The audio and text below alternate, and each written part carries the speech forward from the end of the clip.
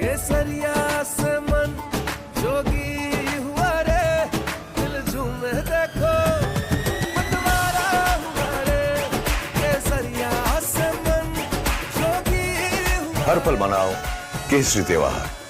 विमल, बोलो जुबान Kesari. The Newshour Special Edition.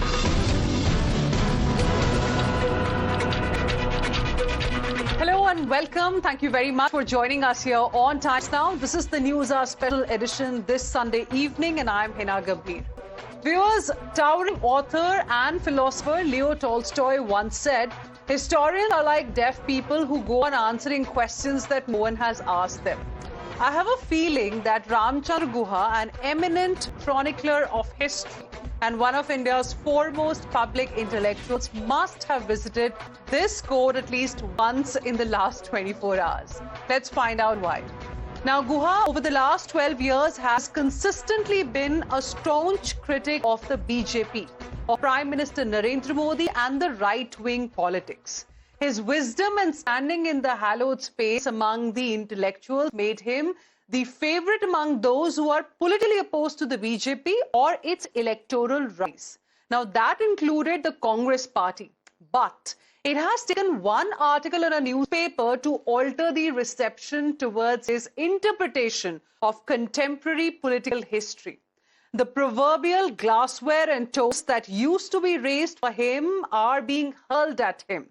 Now, Guha wrote an op-ed in which he opined on how Congress party's first family, the Gandhi Parivar, has virtually assisted Narendra Modi and the BJP consolidate their grip over the Indian political landscape. For the current Congress, he walked towards being blasphemous by saying that the Congress works like a family firm, or simply put, a Lala company. Next, questioning Rahul Gandhi's leadership style, he said that the leader of opposition in Lok Sabha is unable to learn from past mistakes as he lacks gravitas, discipline, and a CV to emerge as a prospective challenger to Narendra Modi. Like a typical historian, he dug into recent archival material to back his hypothesis. He highlighted how the family handed over the safe Wayanad seat to Priyanka Gandhi Vadra, who spoke grandiosely about how she and Rahul Gandhi were uniting the country, with her representing the South and her brother the North. According to him, neither of the Gandhi siblings has the capability to inspire voters nationwide against the current dispensation. And without mincing his words, Ramachandra Guha has said that in his 22 years in politics, it was only during the few months of Bharat Jodo Yatra that Rahul Gandhi showed himself capable of the focused and consistent hard work that the leaders of BJP put in all the time. Interestingly, while he holds the mirror for the Congress to introspect, not at any point he falters in his criticisms of the BJP in the article.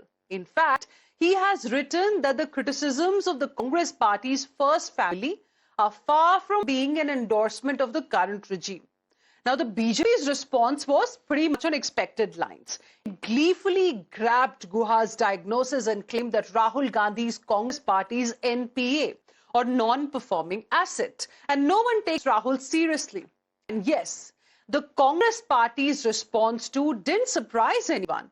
Facing a mirror, Congress ecosystem started targeting Guha. Its leaders called it a predictable template, unpaid pamphleteering for BJP's preferred narrative, and an aging drawing room sermon dressed up as democratic concern.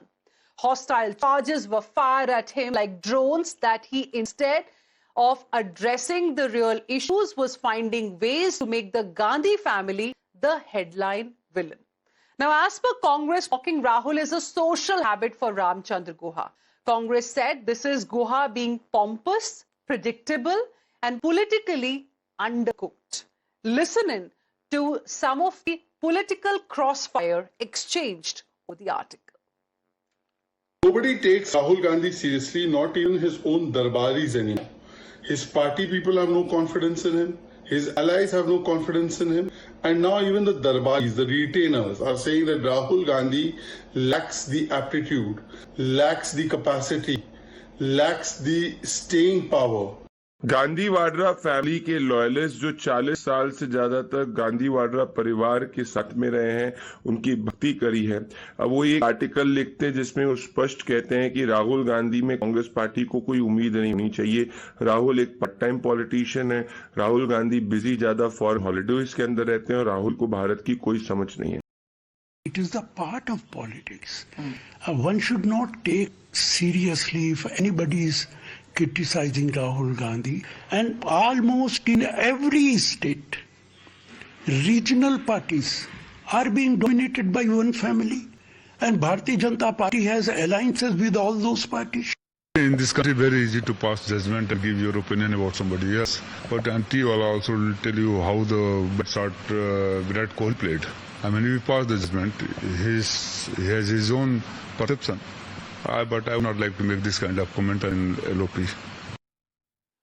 Now, viewers, in the past, Ramachandra Guha has called the changing India's political landscape the result of Modi mania. In 2013, before Modi-led NDA came to power, the same historian had called Rahul Gandhi a well-intentioned dilettante. So tonight we ask, has Ramachandra Guha stepped into the old Congress minefield by questioning the party's first family? Is the Congress retaliation signal to the very ecosystem that supports it, that criticized Modi? We will back you. Question the Gandhi family? You will be judged.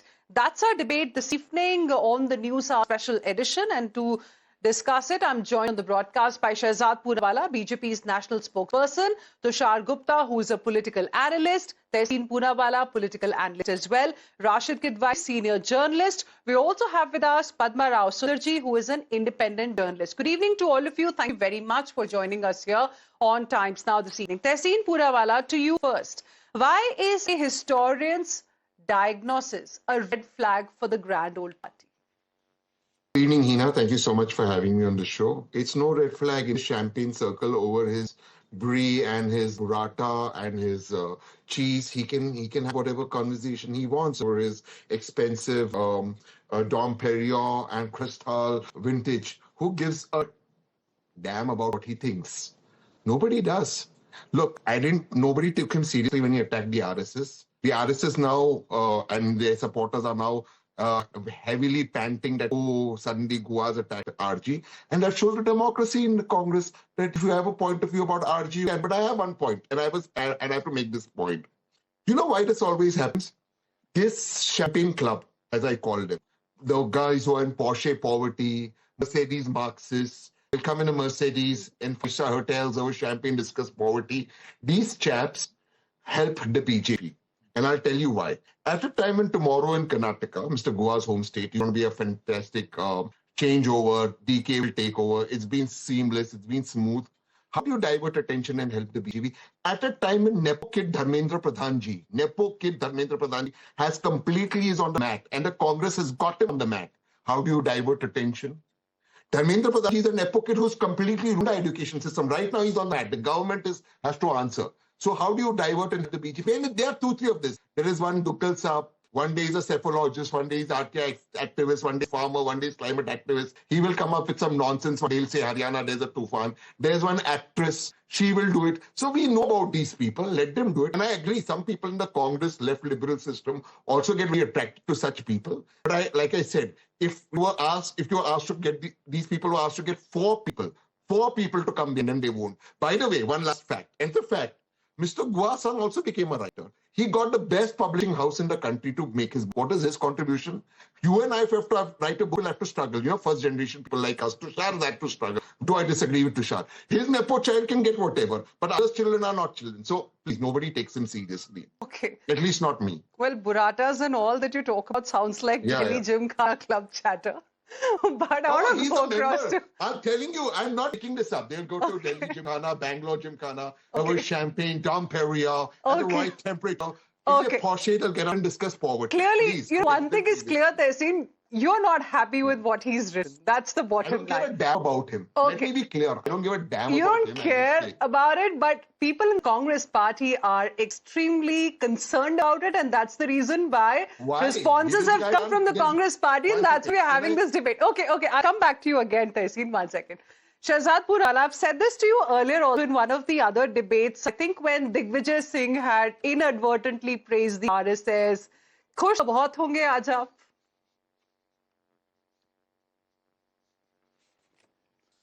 Look, first of all, more than what the Janpad Darbaris think, what Janta thinks about Rahul is making me happy.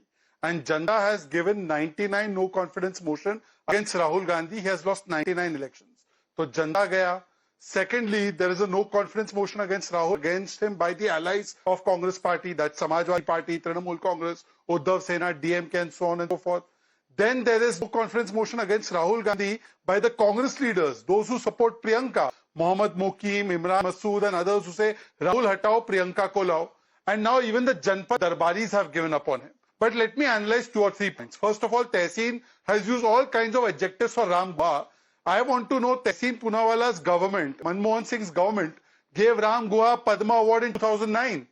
So if he was a champagne drinking socialist and he was a make-believe person, he was a person who had no gravitas or a person who had no credibility, then why was Padma Awards being handed over to him? This means that Congress is accepting that Padma Awards were given to the Parivar retainers. And at the time when he was writing history books, eulogizing Indira Gandhi, eulogizing Nehru, that time Tehseen Poonawala and his ecosystem used to find him very credible. Today they are abusing him. But let's analyze what Ram Guha has said. Ram Guha has said that Congress is a family firm. Is this disputed? Then he has said that Congress has declined under Rahul. Is this disputed? You lost 99 elections. You've come down from 1400 MLAs to 600 MLAs. Rahul Gandhi is not disciplined. He's sporadic and goes away for foreign vacations. Is this not what Tehseen Poonawala also says? So what Ram Guha has said is actually a fact. Whether Ram Guha says it or not does not make a difference. But last thing I want to say is that, see, in politics, there's an art of turning enemies into friends. Modi ji turns many enemies into friends.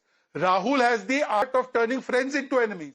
And I would just quote Tehseen, one share that he would like to hear. Ta umra Congress party और Tehseen यही गलती करते रहे, धूल चेहरे पर, मतलब धूल राहुल पे थी, Tehseen Ram Guha को साफ करते रहे. Ram Guha को साफ करने से कुछ नहीं होगा. Even Obama has said the same thing about Rahul. Even Pratap Bhanu Mehta has said the same thing about Rahul. Tehseen Poonawala should wake up and smell the coffee too. Okay. Padma, now the Only coffee, point... I don't do champagne. Okay.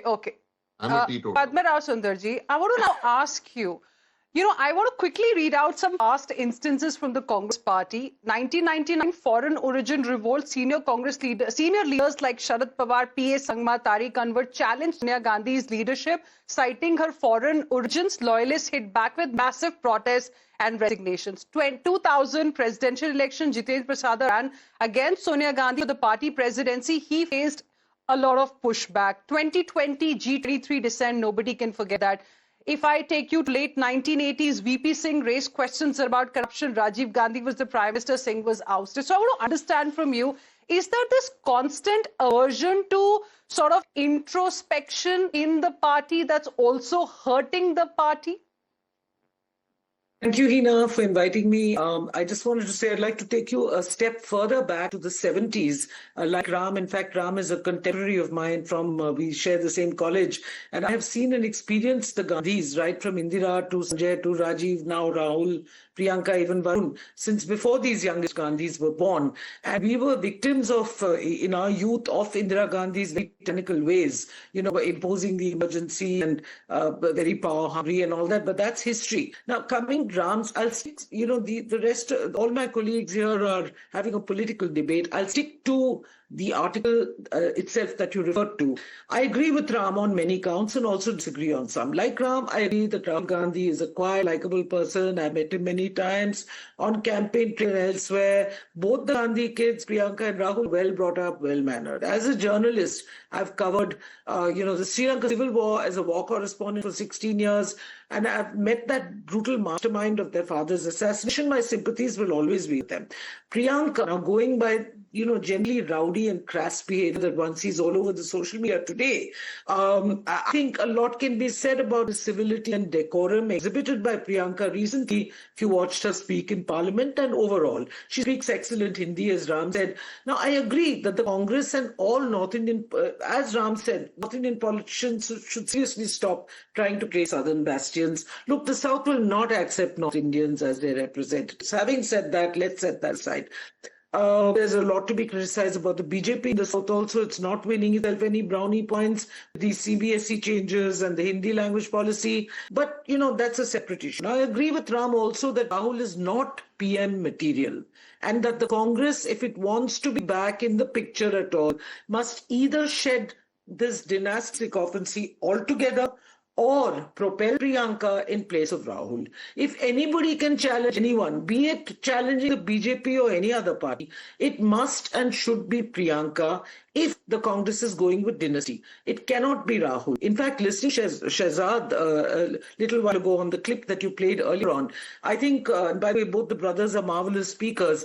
I think the BJP is inviting the challenge of Rahul stepping down. I mean, this is a challenge which I seriously think Priyanka should take up. But Ram sounded a note of caution, and I wholly agree. He says that Priyanka is a better orator, but also carries the burden of dynasty. Okay, so on that, I'll now shut up and let the others speak, and I have a lot more to say on that. Okay, we'll come to that. But very interesting points you have raised, and we talk about Priyanka as well, because in the article, of course, he seems to argue that like Rahul can't be like Nehru. Similarly, the notion that many in the Congress party have that Priyanka can be like Indira, he thinks that maybe that's not going to happen, because according to him, neither of the siblings have got the potential to really take the party forward. Of course, he's got his own reasons for saying that. We'll discuss that in a bit. But Rashid, right to you first. You know the Congress and the first family as well. Is Ramachandra Guha, in your opinion, fair or unfair? Thank you, Heena.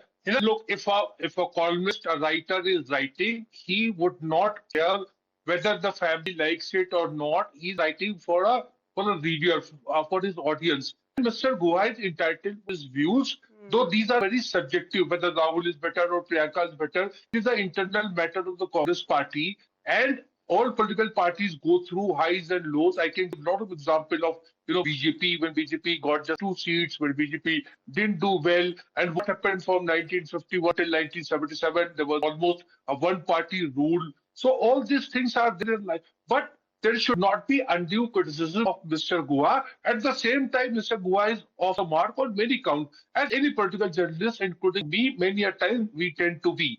You look at the time criticism comes when things are looking slightly better and bright for Rahul Gandhi. The Congress has won in Kerala, UDF government. The Congress has done reasonably well in terms of, aligning with TVK, extending support to Captain Vijay. The Congress has had a very smooth, change of chief minister in Karnataka, which was there. So Rahul seems to be learning. Whether he will be successful or not, we do not know. Just to conclude, let me remind you, see, when film Sholay came out, a friend of mine who was a film critic, he wrote, "This is a rubbish, this film is not going to do well because it's all about dacoits and all. Nobody's interested in such a movie." And Sholay turned out to be an all-time great movie. So what I'm saying, critics, writers, we tend to go wrong. And we are not astrologers. There are a lot of people who wrote a lot of things about politicians that they will not do well or they will do well. I think, this is altogether very different kind of exercise that is undertaken. And political parties are not liberal. Political parties have very little tolerance for criticism. And that includes not only Congress, but number of political parties I can name. Okay. So therefore, it's a storm in a teacup. I think in the article, the Congress should take, criticism sincerely and try to introspect. At the same time, Mr. Guha is not saying which is something gospel truth. Okay. Interesting. Tushar, whatever you may say, from 2014 to 2024, if you see Congress's tally, 44 in 2014 to 99 in 2024, and now if you see where Congress stands, then at least out of 5 southern states, 3 states have Congress chief ministers, and in one of the states, Congress party is an alliance partner of the ruling party. So things have started improving. Do you think perhaps, maybe Mr. Guha is being a little too harsh on Rahul Gandhi, and as one of the congressmen said that, it's just to make a headline, just to make Rahul Gandhi a headline villain? No, Heena, I think you are being generous. In Karnataka, I'm trying to give all sides. I'm just playing devil's advocate here as well, because we need to show all the sides to our viewers. I mean, you have to see the reality on the ground, as Mr. Rashid Kidwai mentioned just now. But the devil in you is quite generous, because in Karnataka, you have DK Shivkumar be sworn in as the chief minister after 3 years of perpetual quarrel. In Kerala, the IUML is the one enabling the Congress. Congress alone did not even have the majority mark. In Telangana, they have a full majority. That is the only state I count as a serious Congress state at this point, because in Tamil Nadu, they were voted out. Their alliance, their senior alliance partner, they were voted out. They just latched onto the whole TVK phenomena to stake claim. Rahul Gandhi was latching onto Vijay to just see that, oh, I am also there, I am relevant. So the Congress is not improving. It's just finding new ways to latch on. Second thing about Priyanka Gandhi, I do not understand the obsession with Priyanka Gandhi. She has absolutely nothing to show for when it comes to political performance. Remember 2022 UP elections, Ladki Hu, Lad Sakti Hu, that whole big campaign which was supposed to be the launch of Priyanka Gandhi. Congress ended up with a 6% vote share. She had a 6% vote share leading the campaign. And this was the same story for Rahul Gandhi in the 2012 Uttar Pradesh elections. So the siblings have actually failed on 2 different fronts across a decade. So Ramachandra Guha is actually right. Number 3, Ramachandra Guha in his article says that Rahul Gandhi is an instrument of his mother's will. I don't know if a solider burn exists for a 55-year-old politician, but that is just to say that Rahul Gandhi has no mind of his own, no will of his own, no political plan of his own. Whatever his mother tells him to do, it's being done. And that is not working out for Rahul Gandhi. People need to understand across 20 years, the family has lost resonance with the people of India. They want a newer Congress party that has a set of ideals that are consistent, that are aligned with the India growth story. You talk about Rahul Gandhi's personal tragedies, you as in Ramachandra Guha, and look at Rahul Gandhi's utterances. Prime Minister ko log dhakka maar denge, ghar se nikalna mushkil ho jayega, why the Western democracy is not interfering. People who want to sympathize with Rahul Gandhi also, given the kind of troubled childhood he has had, people like me who are following politics for the first time, they can't sympathize with him because the kind of utterances he's making on foreign lands. So where does Rahul Gandhi's upbringing or where does his political eyes leave him? We do not know. At the end of the day, you need to understand, the Congress needs to reinvent itself. Forget elections, forget the politics. Their economic, their cultural, their social model is finding absolutely no resonance on the ground. And if they want to stick with Rahul Gandhi, by all means, stick with him. But you will have Rahul Gandhi handing over his 100th defeat in 2027 elections next year. And in 2029, probably take Congress to a 4th consecutive defeat in the Lok Sabha elections because of one simple reason. He is not willing to change his ways. And that is exactly what Ramachandra Guha is saying in his article. And Ramachandra Guha Shehzad has also said that the family is actually Modi's enabler. The family, the performance of Rahul Gandhi has actually helped BJP and its rise tremendously. For example, the Namdar, Kamdar political narrative that we saw. So do you think, as many political pundits also believe, that if Rahul Gandhi continues to be in the position that he is in right now, it's going to benefit BJP? And that's exactly what Ramachandra Guha has said. That's the title of his article. While Ramachandra Guha may be right on that point, but even a watch which is stalled should the right time 2 times a day. So Ramachandra Guha conveniently woke up to the family being the enabler only after the family had gone out of power. So it speaks a lot about Ramachandra Guha's hypocrisy, point number 1. No, but point he has spoken now let's about examine the dynastic point politics in the past also. In Compared to the 2013, BJP, he has criticized dynastic politics in the Congress party. He has spoken about in 2019. I mean, I have read his... He's eulogized it enough in his books. If you go and read the history books he's written, there is enough eulogy of it. So the point is that he is an enabler of what the Congress is today. You understand, Congress may be an enabler for something else, but Ramachandra Guha is enabler of what Congress today, and just let me dwell on it for 30 seconds, because I've been in the Congress. Oppose the BJP. The BJP is an institutional party. So it has a cadre system and it has a vichardhara system. It works essentially on these two. Therefore, everybody is replaceable in the BJP, and from Atal Bihari Vajpayee to Nitin Naveen, you have seen a dozen presidents come in and go. On the other hand, the Congress party is essentially a power-based and a leader-based party. So when the leader is strong, everything is changasi. But when the leader becomes weak, then everything goes for a toss, even if you are out of power or in power. And therefore, the Congress divides and splits. But Rashid is wrong. Congress's internal matter is not an internal matter. Congress is a public institution. It was a special purpose vehicle during the freedom movement, and therefore it must have MAP. I call it MAP. Merit, accountability and performance. But this map Congress is missing. And finally, just one word on Priyanka. Those who are saying Priyanka mein future dikhta hai, band muthi laakh ki, khul gayi to khak ki, which means that Priyanka has shown performance in Assam and in Uttar Pradesh. We have seen what she has been able to deliver. And Rashid, don't compare Rahul Gandhi to Sholay. He can be compared to Jani Dushman. Tushar wants to come in. Tushar wants to come in then. Heena, you asked a very important question there. 4 weeks ago, the BJP won the West Bengal election with a humping majority. The Congress was not present in that state. So the family is not an enabler of the BJP. In Odisha, the Congress was nowhere to be seen into 2024 state assembly elections. BJP won that state. In UP and Bihar, Congress was a distant second fiddle. The BJP won those states and retained those states. So the Congress is an enabler. The family is an enabler of the Congress failures, yes, but it's not an enabler of the BJP successes. Okay. That point needs to be known. Okay. Mr. Rashid Kidwai, do you agree?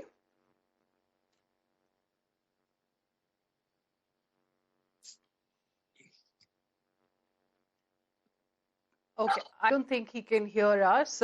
I think Padma wants to come in. Yes, Padma, go ahead. Yeah, just 2 points. All this talk about who's being an enabler of whom, I would say that the BJP could now serve from the Priyanka supporter point of view as an enabler for Priyanka. And just coming back to what Ram had written, that Priyanka is a far better orator, also carries the burden of dynasty. I want to point out there's an additional burden. There's talk that she won't make headway because of the many corruption charges against her husband. But frankly, Heena, I've seen a lot of elections in my country, in this country, and frankly, the fates and fortunes of husbands or fathers or uncles have never stopped the Gandhi women from stepping forward and playing a role in politics. I'm not a supporter of dynastic politics. I'm just saying, in case, I think certainly Priyanka instead of Rahul is a better choice. Now look at Indira Gandhi, look at Sonia Gandhi herself, to give examples. And going by every single thing I see about Priyanka right now, whom I've also observed on campaign trail many times, I think she, if anyone, is PM material and possibly give the BJP a run for its fortunes in 2029. But then we couldn't really see a lot of impact in, I'm interrupting you there, we could see a lot of impact in UP when she campaigned extensively. May I just finish? I think the Indian voter is very inscrutable. I don't think Indian voters have ever minded dynasts or no dynasts as long as they deliver on the ground.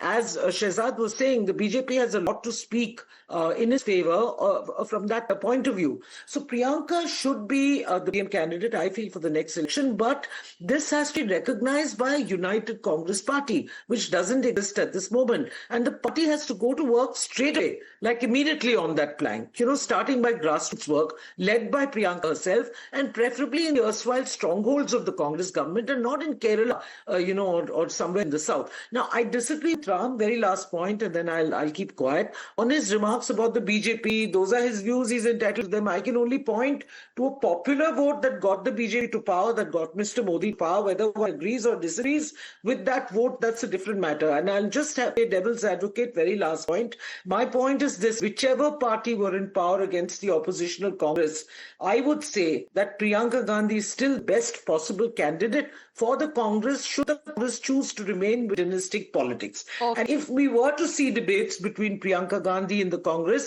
then I'd like to see Bansuri Swaraj, another fantastic speaker, and I think we would then see sparks fly in the most civilized and educated way. Okay. Two very fiery, very well-spoken women enter the political arena in a big way. Okay. And, that would be very good for the women of India as well. Okay, quick rebuttal, Tushar, very quickly. See, this is where everyone gets it wrong. Everyone thinks Priyanka can get them the optics, a debate would look good. Possibly she's more well-mannered than her brother. Probably she can deliver a better speech in the parliament. At the end of the day, the question remains, if she goes on the ground to campaign, what can she do for the party? And that is where the Uttar Pradesh failure, the failure of other successive state government elections, that is a very important question. If Congress wants to stick with the optics, sure, go ahead. Nominate Priyanka Gandhi as the Prime Minister will face. But that won't change anything. Nothing changes on the ground. The ground is where the work needs to be done, not on social media. Okay. Tehseen wants to come in. Yes. Agree. Let's go each one at a time. First of all, there's nothing against Robert. This government's been in power for 12 years. They have not found a S of a shred of E of an evidence against Robert.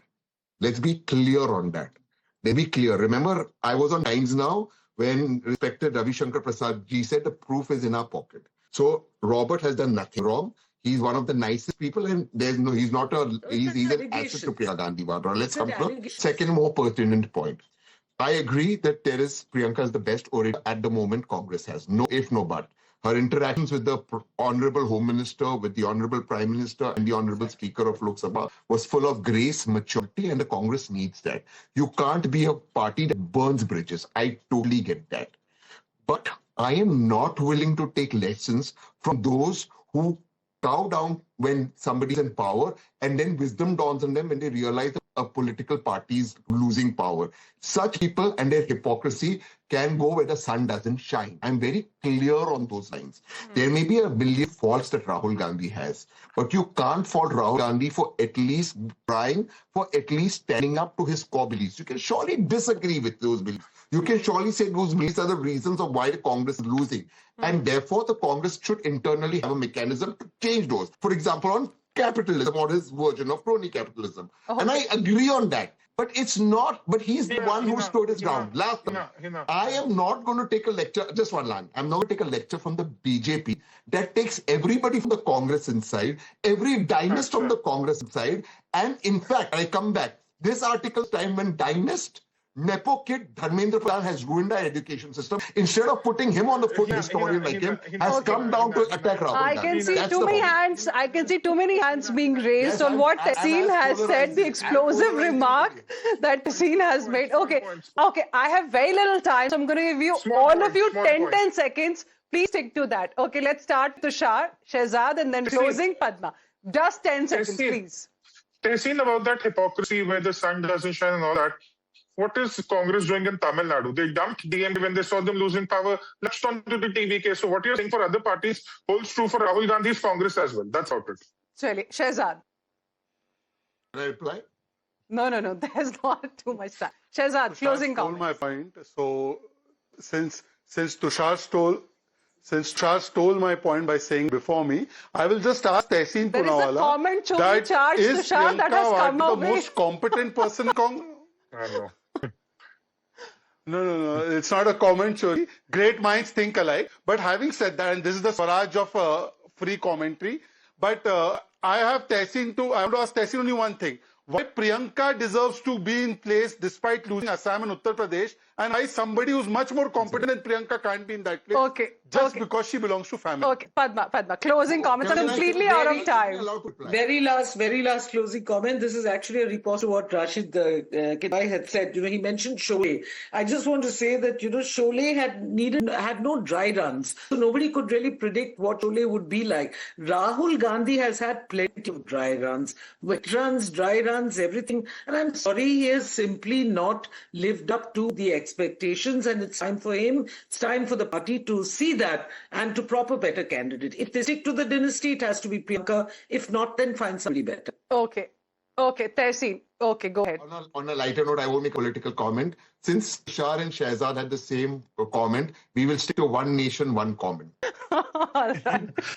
We'll leave it there. I think it's probably the first debate that has ended with everybody smiling at the end. Thank you very much, all of you, for joining us here on Debate #1.